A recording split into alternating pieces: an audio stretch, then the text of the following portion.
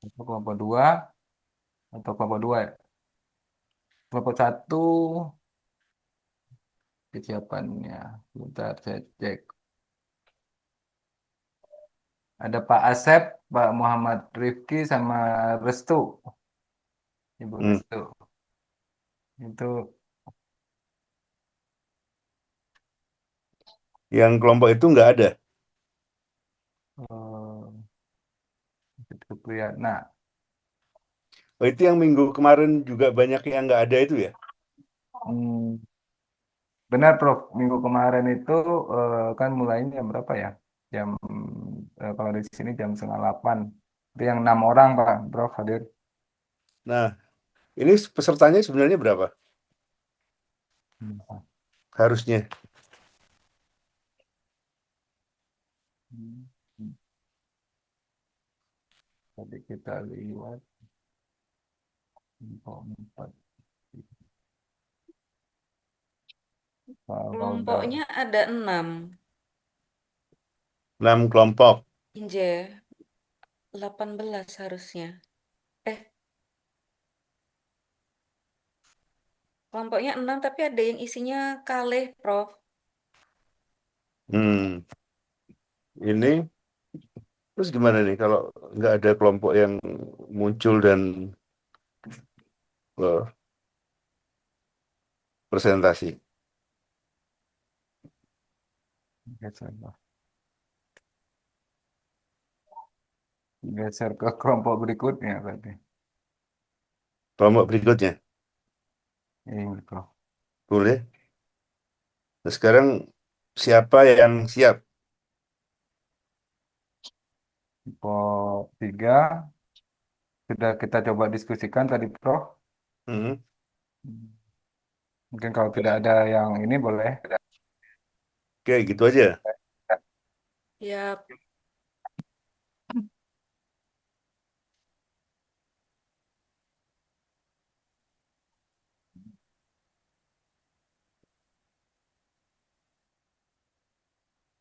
Jadi nanti punya ada presentasi gitu. Ya, Jangan sampai nanti eh, sama sekali nggak presentasi selama 1 semester. Nggak presentasi, nggak numpuk gitu kan. Cuma mau sedekah ke UPN aja. Lah, kalau mau sedekah ya nggak usah ke UPN.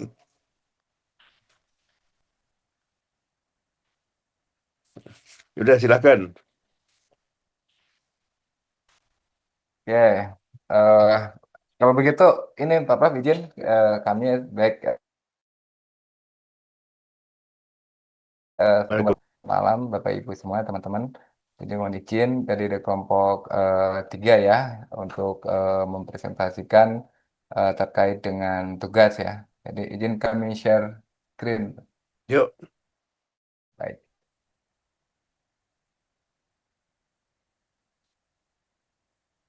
ini sudah kelihatan ya. Oke, baik Prof. Jadi dan Bapak Ibu semuanya, mohon izin kami akan coba mempresentasikan apa yang setelah kami diskusikan di kelompok 3. Jadi di ini kelompok, full screen Om. oh iya baik, oke, Nah, sip. kita dulu. Jadi dari kelompok 3 kemarin pada awal-awal kuliah kami yang telah memiliki dokumen RPKB dan kami sepakat yang coba kita analisis adalah dokumen RPKB di Kabupaten Sigi gitu ya. Jadi di kelompok 3 ada saya, Prof, ada Fahmi, kemudian ada Pak Trisno Sendoro, kemudian sama Ibu Angela gitu. Nah, kemudian pada proses awal karena hanya dokumen di Sigi, kemudian pada pertemuan ketiga di-share untuk pedoman RPKB yang tahun 2025. Nah, ini yang kami diskusikan membandingkan antara dokumen RPKB Kabupaten Sigi dengan pedoman untuk penyusunan RPKB itu sendiri. Nah, jadi dari kami membandingkan dua dokumen ini, jadi untuk dokumen RPKB. Itu versus kayak kayak tinju ya. Apa gimana? Jadi kami coba ini tuh, coba membandingkan ini dua. Izin Oke, bro. ya. Jadi sebenarnya di apa dokumen RPKB Kabupaten Sigi itu Hmm. disusun kemarin pada tahun 2020 ya, 2020. Pada waktu itu mungkin belum ada pedoman untuk penyusunan. Jadi ada teman-teman yang menyusun dan kebetulan juga pada waktu itu juga ikut terlibat pada proses mereka mensosialisasi dokumen RPKB. Kemudian kita coba melihat apakah dokumen RPKB Kabupaten Sigi berkesesuaian dengan pedoman yang baru disusun saat ini. Izin, Prof. 2025 nih ya. Nah, eh, jadi dari kami masih melihat dari isi daripada dokumen, Prof. Jadi dari dua dokumen ini sendiri. Jadi kalau kita lihat dari struktur dan isi dokumen, itu ada sangat tidak terlalu jauh berbeda, tapi dari isi bab itu sendiri kalau di RPKB Sigi itu hanya ada 6 bab, kemudian petunjuk atau pedoman RPKB yang baru ini di sini ada 8 bab. Nah, secara isi eh, tidak terlalu jauh signifikan, jadi ada plus minus juga kalau kami melihat daripada dua dokumen ini. Namun ada beberapa hal yang tidak dicantumkan di RPKB Kabupaten Sigi. Nah, kalau lihat dari formatnya di pendahuluan juga itu sama. Ini ada perbedaan sedikit kalau kita melihat adalah ruang lingkupnya, landasan hukumnya sama, kemudian di bab 2 ini kami melihat ada perbedaan. Kalau di Kabupaten Sigi itu adalah terkait dengan profil kebencanaan. Di bab 2 itu mereka berbicara terkait dengan potensi bencana, kemudian mereka memasukkan hasil kajian risiko bencana. Kebetulan pada waktu itu dokumen kajian risiko bencana itu baru baru disusun. Jadi dimasukkan ke dalam profil kebencanaan. Sementara dari pedoman yang ada saat ini adalah berbicara terkait dengan gambaran umum wilayah. Ini yang dibicarakan secara detail gitu ya di dokumen sekarang ini. Kemudian gambaran ancaman bencana ini hanya melihat ancaman apa saja yang ada di satu kabupaten dan prioritas yang harus ditangani. Kalau nggak salah nanti teman-teman bisa menambahkan di situ, Pak Prof. Nah, kemudian di bab 3, kalau di dokumen sebelumnya pada tahun 2020 itu ada kebijakan dan strategi gitu ya. Nah, di dokumen itu kita melihat merangkumkan secara cukup komprehensif juga, mulai dari alur penanggulangan bencana, mulai daripada apa namanya eh, tahapan eh, sebentar, saya coba lihat tahapan daripada siaga darurat sampai dengan transisi. Namun dia tidak menjelaskan, membedakan antara eh, ancaman bencana, ancaman slow onset dan yang rapid onset gitu, Pak Prof. Nah, kemudian kalau di sini di bab 3 ini berbicara terkait dengan kebijakan dan strategi. Ini masih secara umum untuk penanganan darurat bencana. Itu yang membedakan. Kemudian kalau kita lihat di bab berikutnya, coba di sini, Prof. Jadi ada terkait dengan dari kebijakan strategi dan penanganan darurat kebencanaan.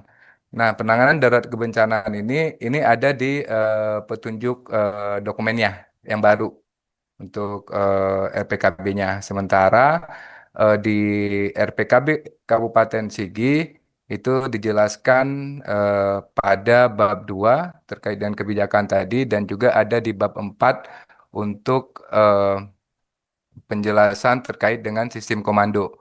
Nah, di dokumen petunjuk penyusunan sekarang ini, pedoman penyusunan itu dijelaskan secara lengkap di situ terkait dengan aktivasi posko, kemudian juga bagaimana organisasi pelaksanaan sistem komandonya, sampai dengan tugas dan fungsi dari masing-masing pada saat situasi darurat bencana.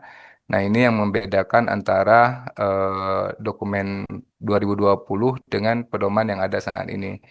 Kemudian yang berikutnya ada di mekanisme komando. Jadi di mekanisme komando, kalau di pedoman saat ini itu eh, tercantum dalam bab penanganan kedaruratan bencana. Tapi pada RPKB Kabupaten Sigi itu dia dirangkumkan dalam bab tersendiri.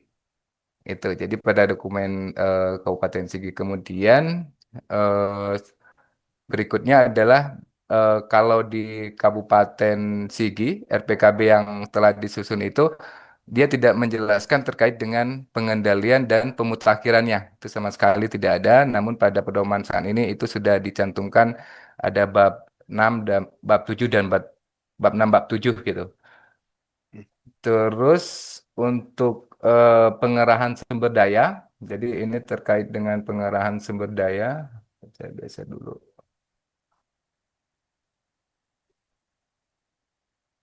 Untuk pengerahan sumber daya sendiri, ini ada pada dua dokumen, baik dokumen RPKB Kabupaten Sigi maupun eh, pada pedoman yang saat ini sedang disusun.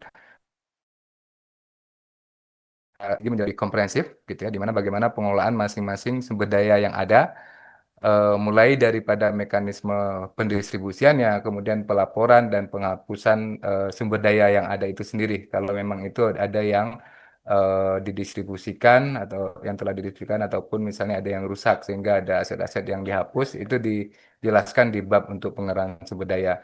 Namun pada pedoman penyusunan RPKB saat ini menjelaskan bagaimana mekanisme kebijakan untuk pengerahan sumber daya, baik itu manusia, logistik, dan peralatan dan anggarannya. Ini yang kalau di Sigi itu dia sampai dengan penghapusan dan pendistribusiannya. Kemudian yang cukup membedakan juga ada di lampiran gitu. Nah, di dokumen RPKB Sigi itu sendiri, eh, lampirannya itu terdiri banyak sekali SOP-SOP. Jadi di antaranya adalah SOP kaji cepat, kemudian juga ada SOP terkait dengan penetapan status tanggap darurat, kemudian juga ada SOP eh, komando tanggap daruratnya sampai dengan penanganan darurat.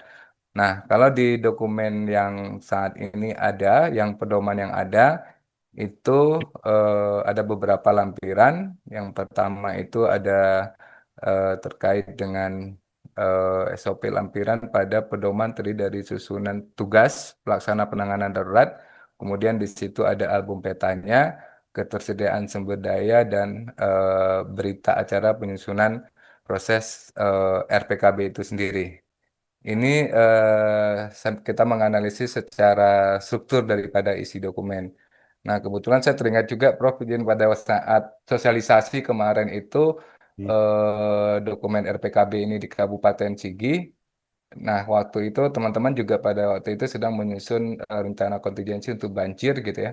Jadi yang poin 5.0 itu, jadi hampir sama antara isi dokumen rencana kontingensi dan eh, dokumen RPKB yang telah disusun waktu itu. Nah, ini yang menjadi diskusi pada saat proses penyusunan. Kebetulan dua dokumen itu disusun secara bersamaan. Nah, kami juga dengan teman-teman di kelompok, tadi Pak Sendoro juga menganalisis ya sejauh mana eh, dokumen ini, nah, nanti, terkait struktur. Satu lagi analisis perbandingan RPKB Sigi juga ada beberapa hal tinjauan lain. Mungkin Pak Sundoro boleh melanjutkan, Pak. Saya coba bagaimana ini. Baik, terima kasih. Mohon izin Bapak Ibu untuk melanjutkan presentasinya. Oke, Kembali ya, kelihatan. Anu Mas. Gimana? Baik, sini saya akan sudah, Mas. Sudah ya? Oke. Iya.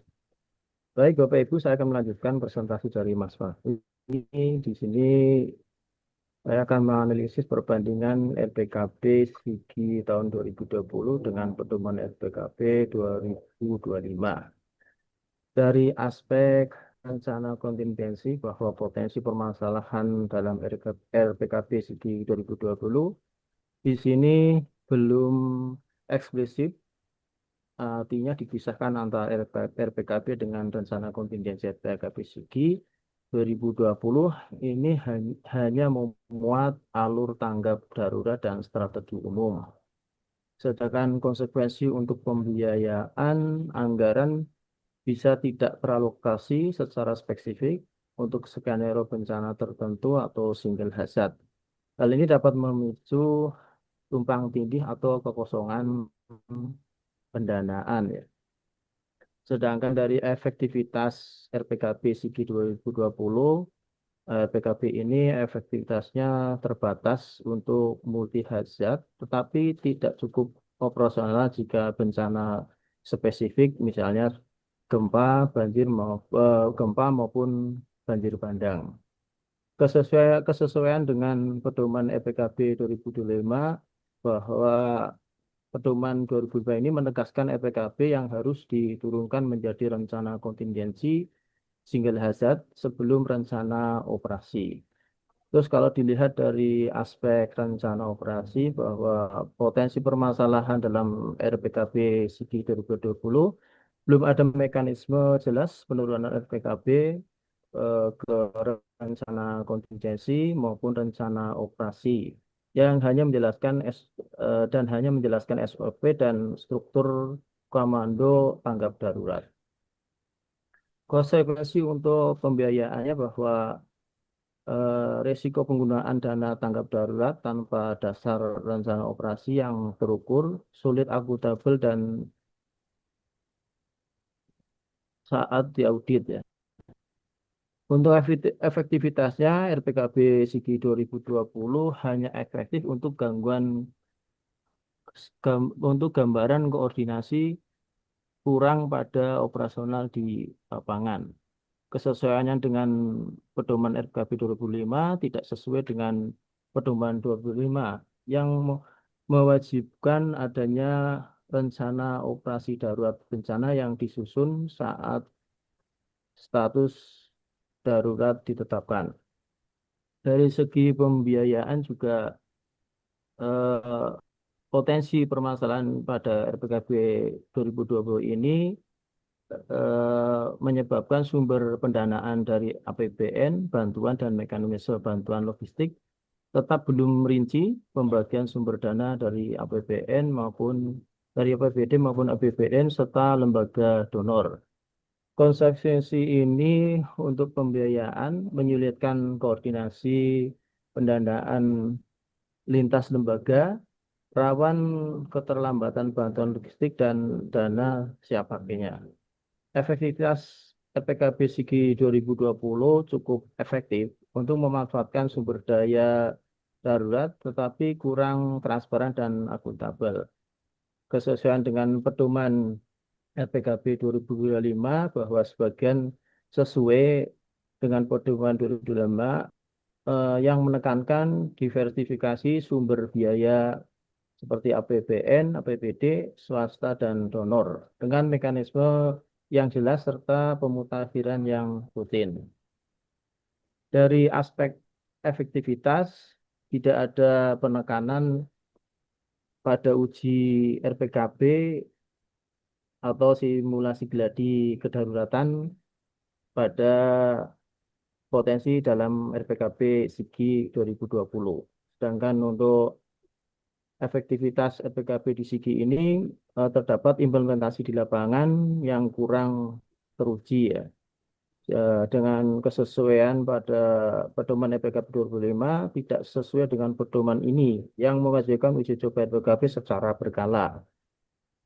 Keterlibatan multi pihak. Dari aspek keterlibatan multi pihak ini, permasalahan dalam RPKB Sigi 2020 bahwa peran masyarakat, dunia usaha, akademisi belum kuat, lebih menekankan peran pemerintah dan BPBD. Sedangkan pada konsekuensi untuk pembiayaan, anggaran non-pemerintah seperti CSR, donor kurang termobilisasi ya. Efektivitas RPKB Sigi 2020 ini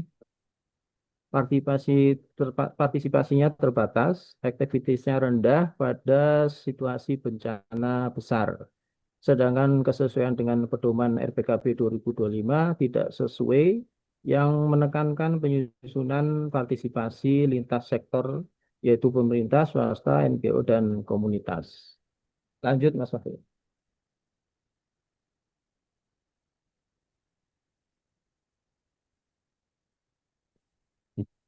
Kehilangan separuh.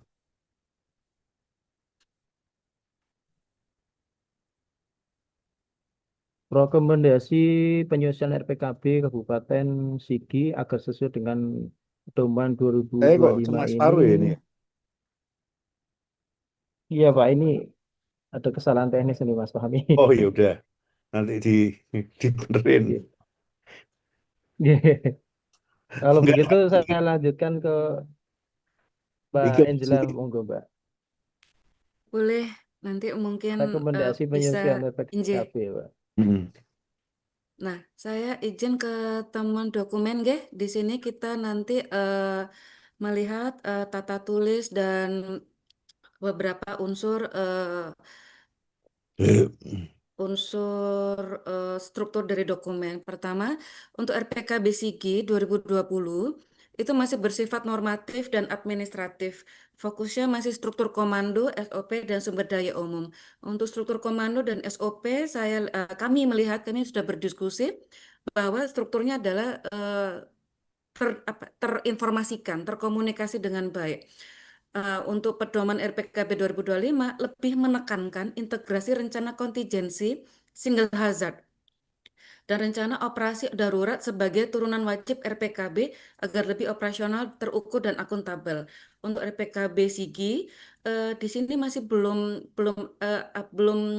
seperti single hazard dan sampai menuju ke struktur kontingensinya. Di sini juga efektivitas dokumen Sigi 2020 masih terbatas untuk kesiapsiagaan komprehensif sesuai dengan standar terbaru. Di sini juga dari sisi pembiayaan RPKB 2020 belum merinci mekanisme diversifikasi dan keterlibatan swasta dan donor. Jadi di sini jika dibandingkan dengan RPKB 2025 yang sudah terstruktur, tapi kami tidak menemukan di Sigi 2020. Mungkin ini bisa jadi masukan untuk kita juga, untuk tim kami juga. Lalu mekanisme peringatan dini juga di RPKB Sigi juga masih belum eh, terdokumentasikan dengan baik dan belum terinformasikan, belum terdata juga. Mekanisme evakuasi, rencana evakuasi juga belum ada dan kesalahan pengetikan di dokumen RPKB Kabupaten Sigi.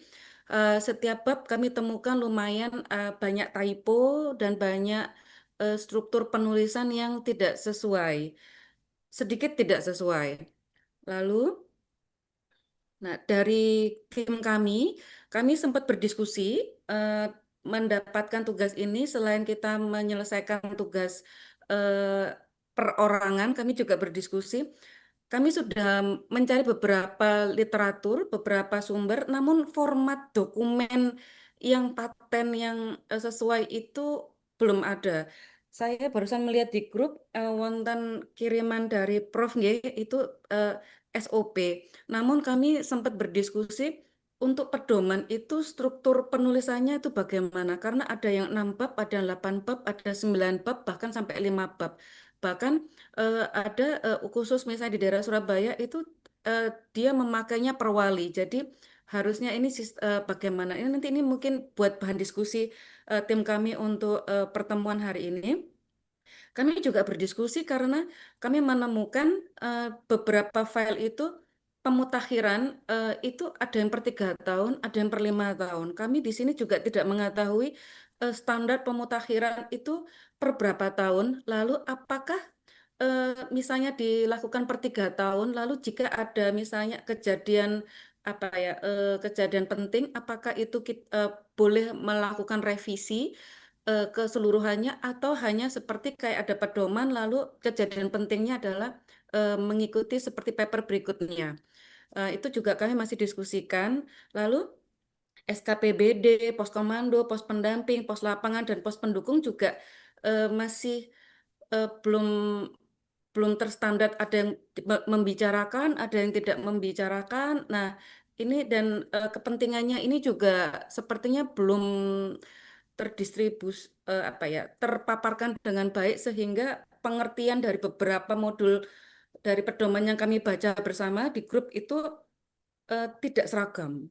Dan ini ada beberapa juga mungkin tanda tanya, maksudnya adalah dari apakah mungkin teman-teman atau mungkin dari kacamata Prof dan kacamata teman-teman yang lain, sepertinya apakah ada bahan diskusi lain yang selain kacamata kami yang lihat ini? Mantan Prof, Nggih.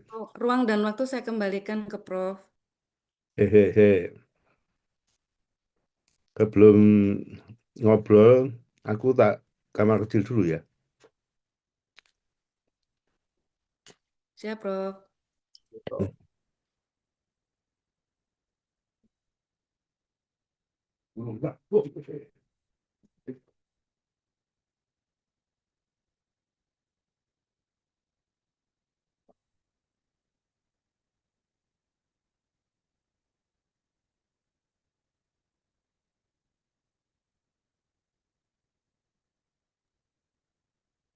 Ini yang tidak terconvert tadi, Bapak, Ibu, pokoknya tertutup ya setengah.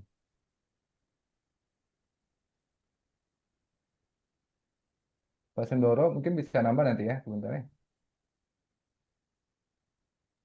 Ya, Mas.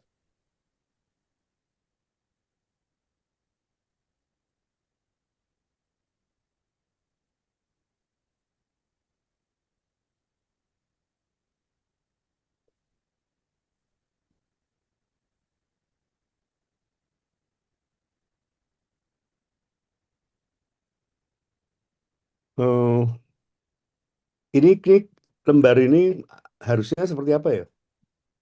Yang Kayaknya mana? bagus itu Ini rekomendasi. yang tertutup tadi, Prof. Izin. Ah, Eh, barangkali bisa ada yang nggak tertutup terus dipasang. Bentar, boleh ini, Prof. Hmm, keluar dulu terus diganti slide-nya terus pasang lagi. Oke, baik. Ya, stop share-nya.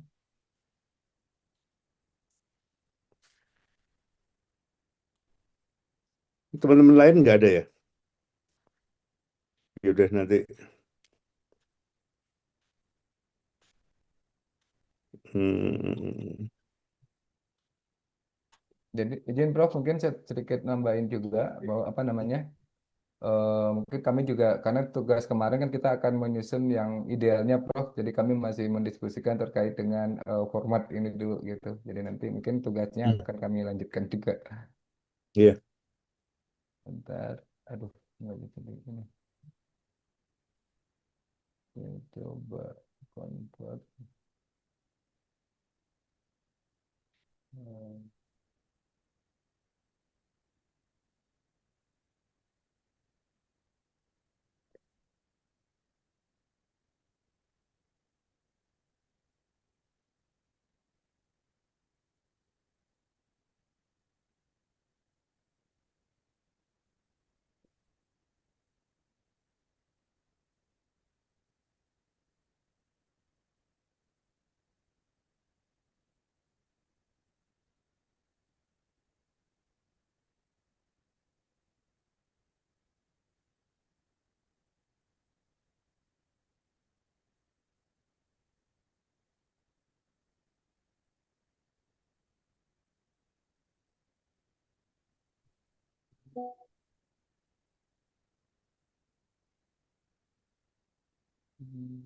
ya, kembali.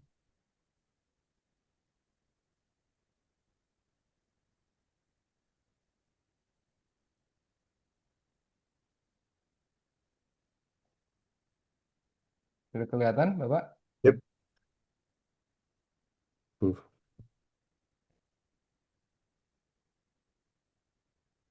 Full screen lagi.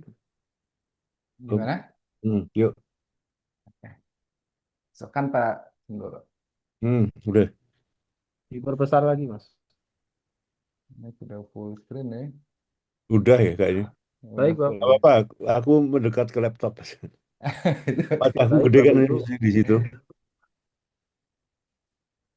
Baik, Bapak Ibu, melanjutkan presentasi yang tadi, yaitu mengenai rekomendasi penyelesaian RPKB Kabupaten Sigi agar sesuai dengan pedoman 2025 ya. Jadi pada aspek rencana kontingensi, kondisi RPKB Sigi 2020 ini belum ada pemisahan yang jelas antara RPKB dengan rencana kontingensi.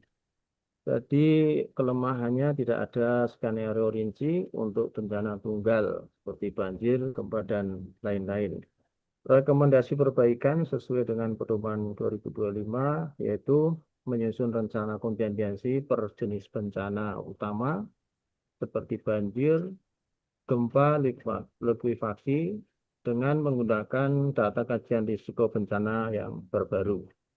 Pada aspek rencana operasi darurat, bahwa kondisi RPKB Sigi 2020 ini hanya menjelaskan alur SOP, tanggap darurat, dan struktur TRC atau posko. Jadi kelemahannya kurang operasional, tidak memuat target indikator atau pembagian tugas secara detail.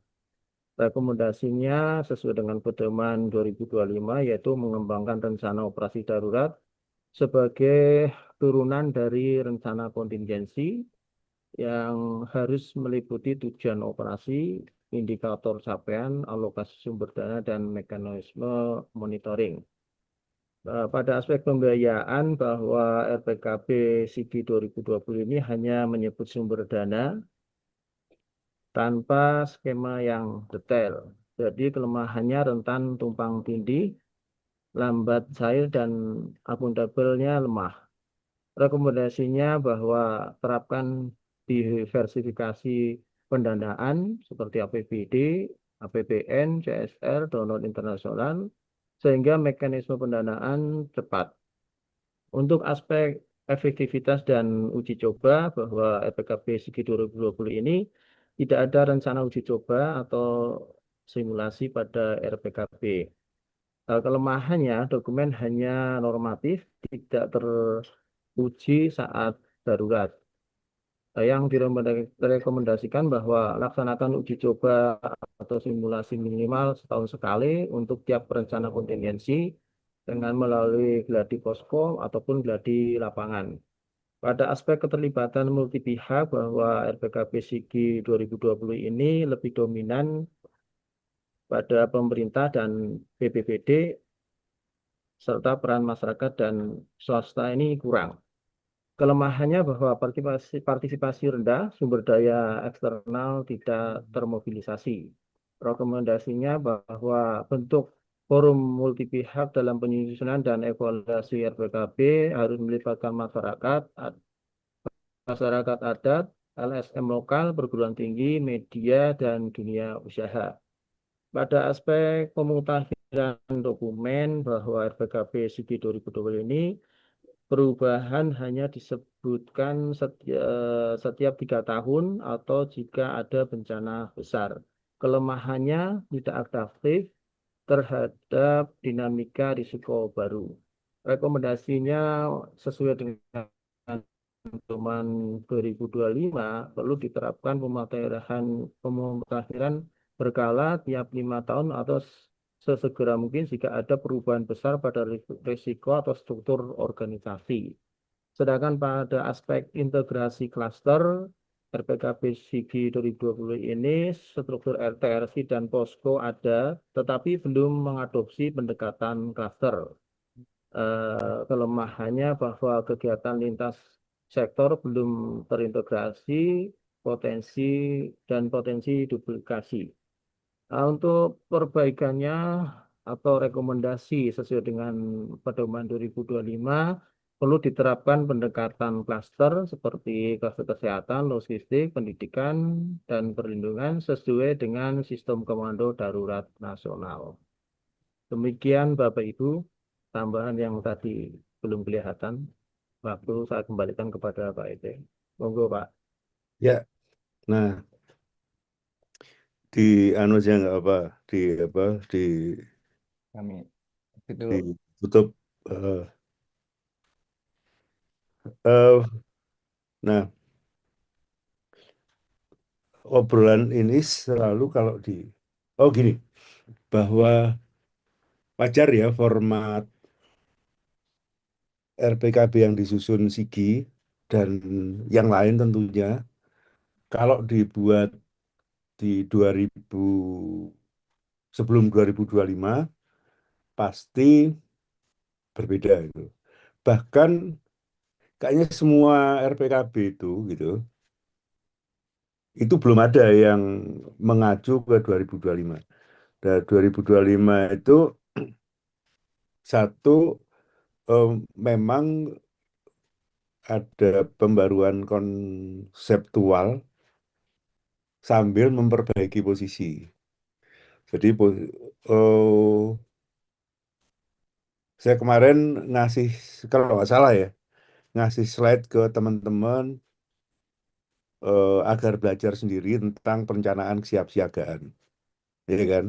Eh, yang dipakai untuk anu, apa? Ini rada lucu aja, emang gitu. Jadi ada Direktorat Kesiapsiagaan yang memfasilitasi ngobrol bukan orang siapsiagaan. Jadi biar mereka tahu kita ngadakan apa eh, bimbingan teknis. Hmm. Nah, kalau jadi ini sebagian bagian dari upaya membedah gitu. Nah, di situ itu ada logika paling awal itu sebenarnya ada di trias konsilia itu. Ya. Eh, untuk menyocokkan gitu. Itu dimodifikasi dari obrolan paparan Pak Puji. Sudah cukup lama sebenarnya, ya, bahwa eh, ada RPKB, ada Renkon, ada Renops gitu. Nah, RPKB itu mandatori bagi pemerintah. Jadi bahasa umumnya itu adalah bagaimana siapsiagaan pemerintah dalam melakukan penanganan darurat gitu. Potensi latar belakangnya adalah semua potensi ancaman. Jadi cuma satu dokumen gitu. Ya. Nah, karena mandatnya di pemerintah itu semua orang boleh terlibat, tapi yang punya mandat itu gitu. Ada eh, karena ini lebih ofisial gitu, jangka panjang, lantas eh, normatif gitu. Kan tahun lalu tuh ya. Eh, itu silakan ya dicek di sana. Gitu. Sementara Rencon itu kalau ancamannya pasti, bahkan sudah kecenderungan ada bekerja ya, untuk satu ancaman tertentu ya. Dan sepertinya saya juga pernah apa ya menyampaikan perban Rencon ya. Ada. Jadi peraturan badannya ada. Siapa yang di situ yang para terlibat itu waktunya tertentu nggak panjang nggak sebuah kebijakan. Terus lebih terukur artinya tempat, jumlah, kapan itu lebih terukur. Nah, ini sudah menjadi rencana kerja. Para pihaknya itu sudah punya rencana kerja itu jadi. Nah, makanya nanti tadi ada kalimat yang misalnya teman-teman menyampaikan bahwa rencana RPKB itu seperti apa ya? Kumpulan renkon. Nah, itu tepatnya saya tadi lupa gitu. Memang iya gitu. Bukan lebih pasnya nggak kumpulan, tapi memayungi renkon itu. Jadi kalau RPKB itu cuma satu dokumen, nanti renkon itu akan banyak dokumen sesuai dengan indikasi ancaman yang bekerja. Partai bekerja. Jadi dibuatnya itu sebenarnya waktunya kapan? Ya ketika ancaman itu akan bekerja. Itu paling mepet ya. Jadi jangan sampai telat. Gitu. Sehingga akan banyak dokumen renkon sesuai pemeringkatan ancaman yang sering hadir di wilayah tersebut gitu. Yang sering hadir. Nah, dan tadi ada pertanyaan juga kapan waktu di ini ya, waktu nanti bisa dicek di ini lagi di dokumen. Renkon itu akan dibahas besok ya. Tapi ini sama di waktu jangka panjang itu misalnya dibuat 5 tahunan, lazimnya kan kebijakan gitu. Renkon itu tentu nanti kalau kita baca juga bisa dilihat di panduan Renkon dan perban Renkon. Nanti ada catatan ya, karena panduan Renkon itu lebih apa perban Renkon lebih baru dibanding panduan Renkon dan SNI Renkon, maka ada bagian-bagian yang kita mengacunya ke perban. Walaupun perban itu dibuat dari panduan Renkon dulu gitu. Tapi maksudnya bahwa ketika eh, sebagai sebuah kebijakan yang lebih jangka panjang gitu, maka sifatnya kan lebih umum ya. Nah, nanti bicara tentang drill, bicara dengan itu tidak di RPKB gitu. Tapi nggak berarti di RPKB tidak dilakukan pemeringkatan apa yang sebaiknya dilakukan. Jadi eh, boleh kalau misalnya Renkon yang RPKB di Sigi itu eh, misalnya tentang pendanaan masih sifatnya umum, ya harus dialokasikan memang sebagai kewajiban apa eh, pemerintah daerah.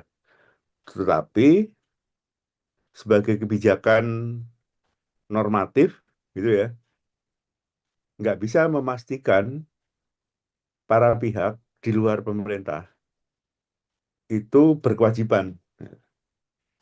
Nanti baru komitmennya itu ada di ketika kita membahas Renkon. Jadi silakan dibaca ulang itu di apa RPKB-nya. Jadi RPKB memang eh, menjadi induk ketika kita ini diskusi dalam kondisi eh, normal kayak gitu ya. Jadi kira-kira buat pertanyaannya itu apa rencana Anda kalau ada darurat itu di RPKB. Kalau di Renkon, apa yang akan Anda lakukan ketika darurat? Nah, jadi rada rada apa eh, berbeda. Jadi kira-kira itu. Ini sebagai eh, apa diskusi awal yang saya berharap eh, teman-teman nanti bisa menempatkan RPKB itu di mana, lantas Renkon Renkon itu di mana, ya, Renops itu posisinya di mana. Ya. Nah, jadi kalau gitu, ini mumpung ngobrol, eh, kapan merubah atau mengupdate RPKB atau Rencon gitu, atau bahkan Renops gitu. Itu ketika eh, apa terjadi perubahan bermakna. Perubahan bermakna itu kalau di RPKB maka perubahan bermakna atas semua kecenderungan semua ancaman, ya, atas eh, meningkatnya kerentanan, atas meningkatnya kapasitas. Jadi boleh RPKB dirubah ketika apa dulu misalnya di RPKB dulu ini pendapatan warga rendah sehingga sebagian miskin, lantas karena satu hal menjadi naik, kapasitasnya meningkat, maka RPKB itu jadi dirubah gitu, atau sebaliknya. Jadi itu bisa, tapi harus bermakna bahwa tadi nggak hanya satu gitu. Nah, kalau di Rencon itu satu, itu bisa misalnya jalan evakuasi dari buruk menjadi baik, satu untuk evakuasi misalnya gunung api misalnya gitu, itu sudah bisa dibuat gitu. Atau dipasang sistem peringatan, itu sudah bisa dipakai, apa bisa dilakukan perubahan terhadap kecenderungan ancaman. Jadi bisa merasakan ini ya, apa bedanya ya di Rencon. Nah, di operasi juga gitu. Karena operasi perubahannya ya kalau misalnya ada perubahan mendadak dari rencana operasi ya, di strategi di lapangan yang harus berubah ya berubah. Jadi antara apa waktu kapan boleh diperbaiki itu eh, sangat tergantung konteks tadi. Multi hazard berarti bermainnya di RPKB, single hazard dan turunannya itu di Rencon nanti ketika kita bicara Rencon. Dan kalau sedang operasi di tanggap darurat ketika kita eh, apa bicara rencana operasi. Itu yang apa yang ini. Dan apa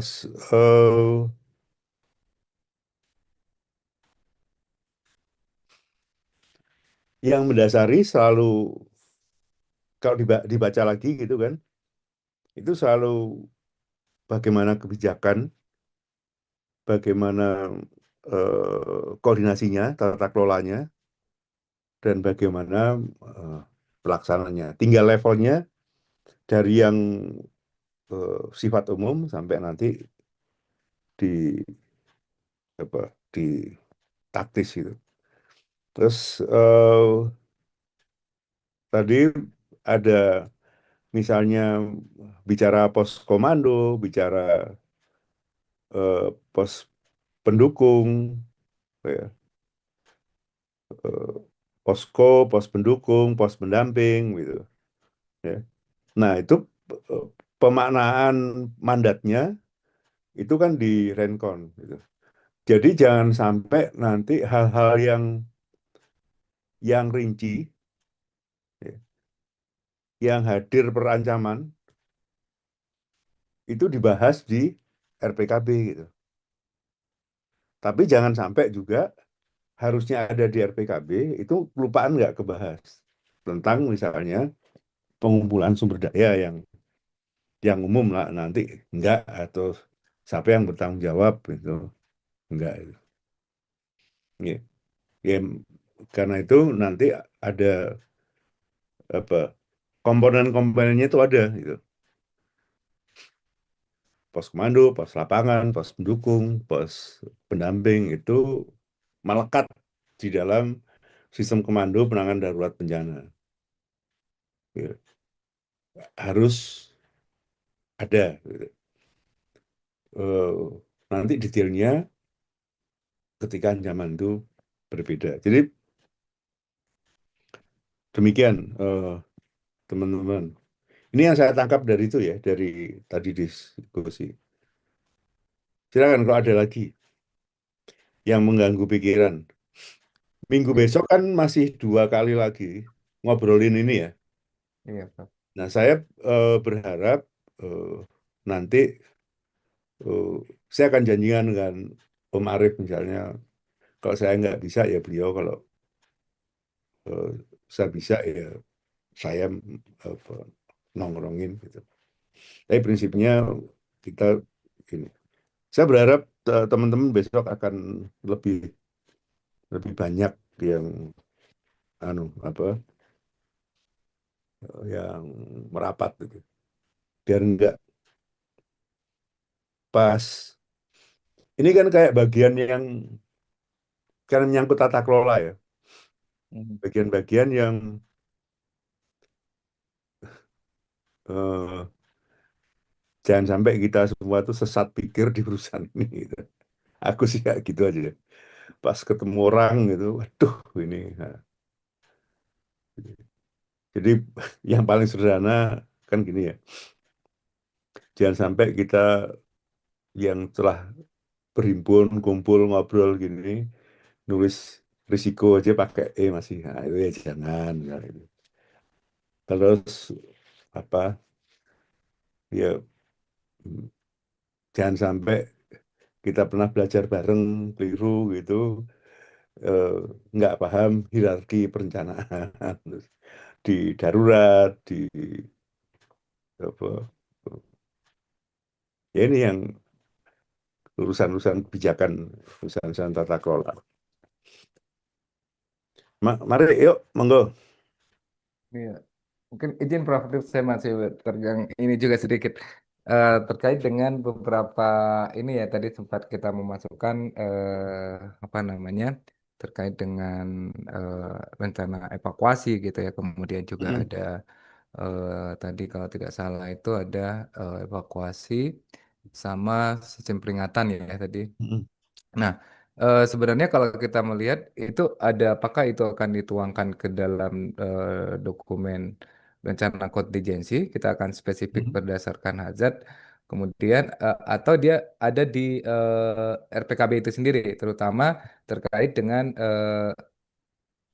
kan tempat evakuasi misalnya untuk perencanaan evakuasi itu kan ada beberapa misalnya pemerintah juga menyiapkan lokasi-lokasi yang cocok untuk dijadikan sebagai tempat evakuasi. Nah, ini yang tadi kita melihat kalau di dokumen RPKB kan belum belum tertuang. Apakah itu nantinya akan dituangkan di dokumen Rencon atau seperti apa? Izin, Pak. Ya, nah kalau bicara begini, mungkin di RPKB itu kalimatnya bahwa eh, pemerintah itu bertanggung jawab membangun sistem eh, sistem peringatan dini. Walaupun nanti ketika eh, bicara kapan itu di mana itu perencanaan dibangun, itu kan tidak direncana, tidak di RPKB, gitu kan? Hmm. Kalau sistem peringatan dininya ya. Ya. Eh, Nah, lantas kalau dibicara rencana evakuasi misalnya, itu memang ada ruang kerja atau relung kerja darurat. Jadi maksudnya gini, menyiapkan sistem peringatan itu bukan wilayahnya RPKB, Hmm. tapi bagaimana sistem peringatan itu bekerja, ya, mulai nyolok sampai merespon di setidaknya di 4 hal itu, gitu. Memahami risiko, memantau ancaman, itu apa diseminasi, merespon itu bisa dituliskan kan secara umum gitu. Tapi ketika bicara apa evakuasi, memfasilitasinya itu statementnya ada. Tapi kita ketika bicara jalur evakuasi, waktu evakuasi, tempat apa TPS, TPA itu sudah ada di Rencon. Kalau enggak nanti detail tebel, wah udah. Prinsipnya sebenarnya berhentinya nih kalau boleh saya bilang berhentinya itu pada eh, sistem penanganan darurat ya pelaksanaan komandonya itu organisasinya itu seperti apa gitu. Siapa melakukan apa kapan di mananya itu di situ ya. Nah detailnya nanti sudah di renkonnya karena udah menyangkut kemana gitu ya. Bahkan renkon misalnya kita bicara renkon banjir gitu. Kalau kita bikin renkon banjir satu subdas, itu kan lebih bagus. Gitu. Hmm. Nah, jadi rincian gitu. Karena apa? Nah, peringatan jelas, TPA-nya jelas. Tapi kalau kita bikin, wah ini anu ya, apa banyak dasnya ya nggak apa. Nanti pasti itu akan berlaku banjir itu nggak akan keluar dari das. Jadi kalau ada sektor mana yang hujan, catchment areanya, maka akan ada banjir di bawahnya. Sistem peringatannya seperti apa. Sehingga akan ada seperti itu. Nah, yang kadang-kadang bermasalah itu, kita selalu berpikir, ya, oh, Rencon itu mahal gitu. Tapi sebenarnya Rencon yang mahal itu, gitu ya, kalau datanya itu nggak ada. Hmm. Ya, kalau yang pertama itu belum dibikin itu. Kalau yang pertama itu oke lah mahal karena belajar misalnya. Kalau RPKB juga begitu gitu. Kalau kebijakannya ini sorry saya ini ngomongin RPKB. RPKB itu memang yo apa, agak telat ininya. Jadi ngomongin wah itu mahal padahal kan lebih pada ketika mekanisme koordinasinya sulit yaitu nyusun RPKB itu jadi mahal. Itu karena komitmen para pihaknya. Nah itu. Ini bicara mandat kan sehingga tahu nanti oh sebagai TNI itu ngapain, sebagai Polri ngapain, sebagai eh, apa kalau di kementerian lembaga di apa namanya OPD itu ngapain itu darurat tapi eh, sesuai dengan kalau di ini adalah menjalankan SP-nya SPM-nya misalnya ya atau eh, menjalankan NSPK-nya dari masing-masing OPD. Nah, kalau masing-masing OPD ini nggak paham NSPK-nya untuk diterapkan di dalam eh, apa RPKB, nah masalahnya di situ gitu. Hmm. Jadi jebakan Batman-nya itu di situ. Ya kayak ngobrol sebenarnya ngobrol di tadi siang di apa, mata kuliah yang lain tuh.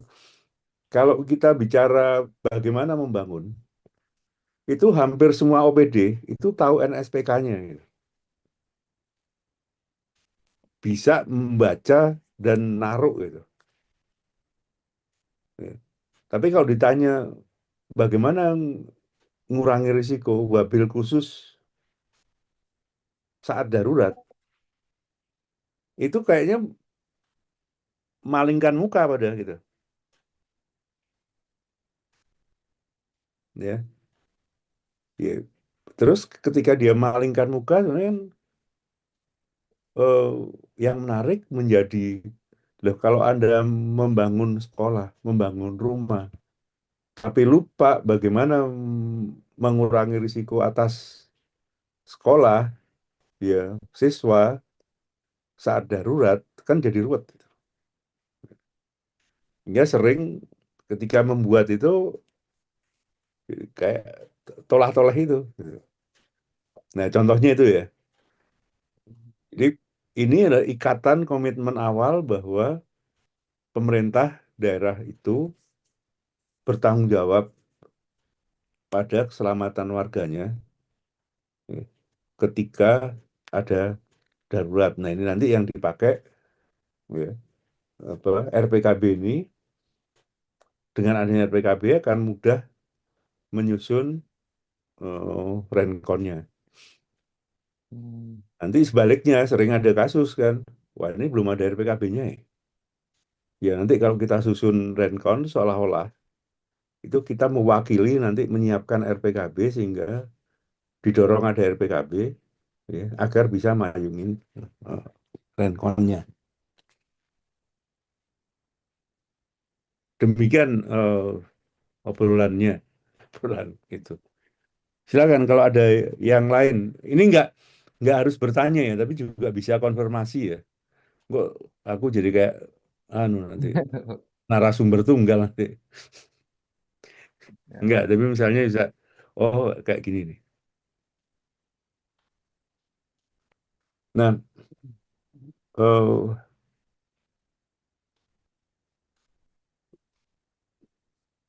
jujur pengen saya kalau misalnya ngobrol ke hal-hal kayak gini tuh, nanti yang saya dalam tanda petik agak mencemaskan ya, moga-moga bahwa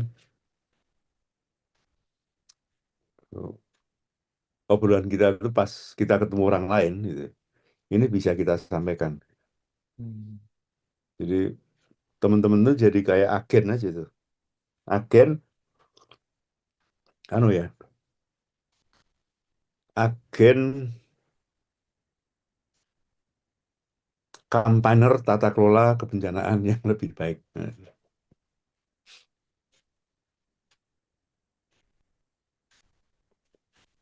Yuk, silakan.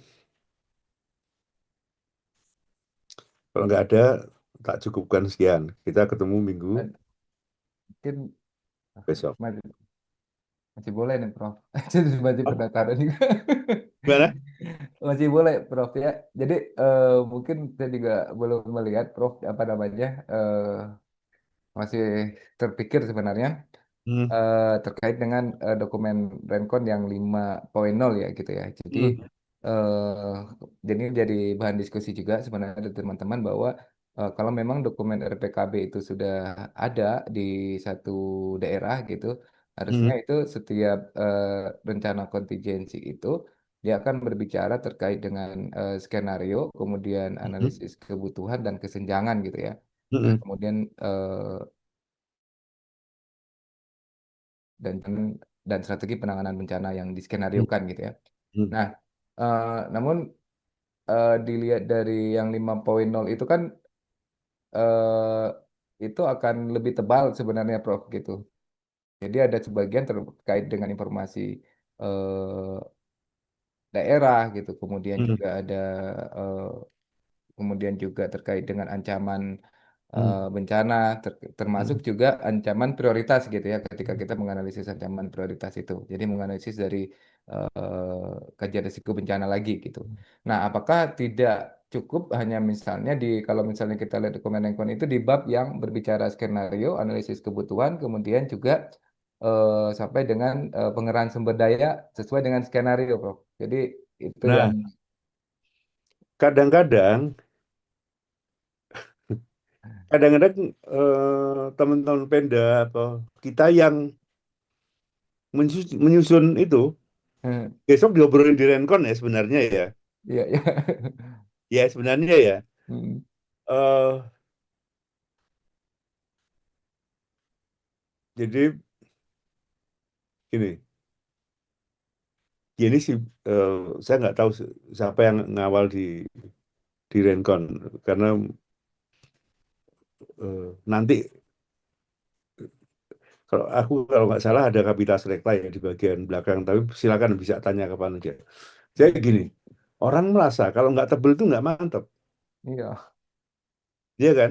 benar-benar sih. Nah, sebenarnya bicara eh, kenapa bicara RPKB itu bicara ancaman, kan berhenti pada ancaman ya. Ya. Bahkan ngarah ke yang ancaman yang potensial, tapi kalau nggak ada ya nggak usah gitu misalnya. Itu yang ditulis dari kajian risikonya kan, gitu. Iya. Bacaannya di situ. Jadi kajian risiko ancamannya di. Nah, di Rencon itu menjadi ancaman potensial yang akan terjadi. Hmm. Sehingga obrolan yang lama itu apa yang tebal panjang itu nggak harus ditulis gitu loh, Hmm. ya kan? Tapi bahwa oh ini ada ancaman ini, oh yang paling potensial dari dua hal besaran dan keseringan kejadian itu sesuai skenario yang disepakati di mana, gitu. Nah,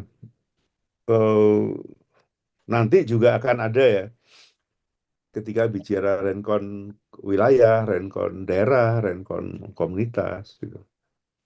Itu ada di situ, gitu, ya, di rencon.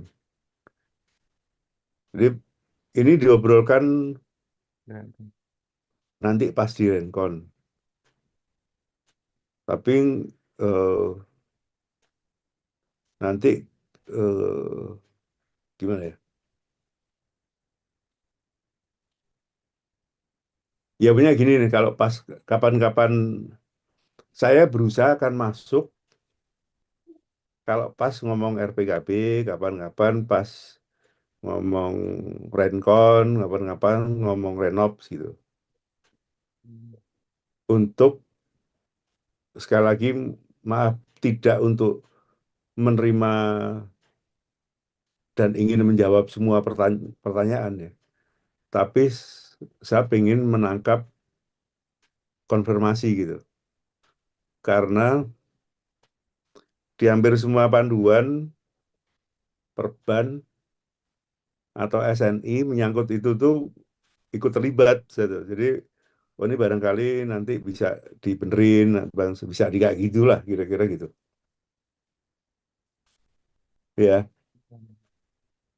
aku diingetin aja karena di jadwalku tuh kalau bukan aku udah tidak tak kok apa nggak tak jadwalin udah. Jadi udah jadwalnya Om Arief, udah jadwalnya siapa yang lain itu nggak ini. Tapi kalau teman-teman misalnya nanti malam ada eh, diskusi ini Pak ET barangkali bisa masuk ya aku tak masuk. Itu di luar urusan ngajar, itu lebih pada tanggung jawab pengetahuan aja. Gitu ya.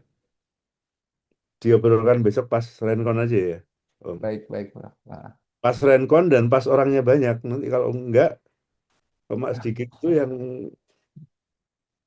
mencerna sedikit ya. Tolong buku tua kelas diundangin teman-temannya ya.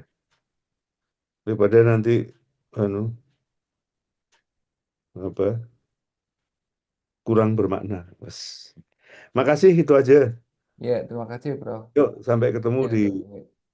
minggu berikutnya dalam keadaan sehat. Amin. Wassalamualaikum Amin. warahmatullahi wabarakatuh. Waalaikumsalam warahmatullahi wabarakatuh. Terima Waalaikumsalam kasih, Bro. warahmatullahi Yuk. wabarakatuh. Ya, Terima kasih, Prof. Siap. Waalaikumsalam warahmatullahi wabarakatuh. Assalamualaikum. Makasih, Bro.